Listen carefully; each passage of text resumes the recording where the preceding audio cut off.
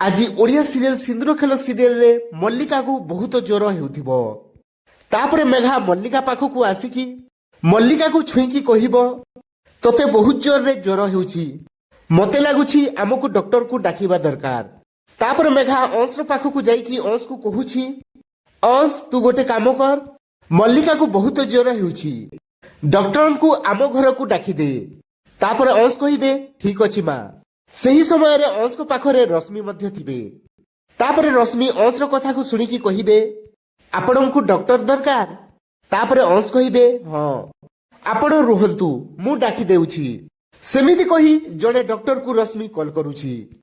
ତାପରେ କଲ୍ ଗଲା ପରେ ରଶ୍ମିର କଲ୍କୁ ଗୋଟିଏ ଛୋଟ ଡକ୍ଟର କଲ୍ ରିସିଭ୍ କରୁଛି। ଆଉ ସେହି ଡକ୍ଟର ଗୋଟିଏ ବଡ଼ ଇଞ୍ଜେକ୍ସନ ଧରିଛି। ତ ଦର୍ଶକ ବନ୍ଧୁ, ଏହି ଛୋଟ ଡକ୍ଟରକୁ ଦେଖିଲା ପରେ ମଲ୍ଲିକାର ରିଏକ୍ସନ କଣ ହେବ କମେଣ୍ଟରେ ଲେଖି ଜଣାନ୍ତୁ।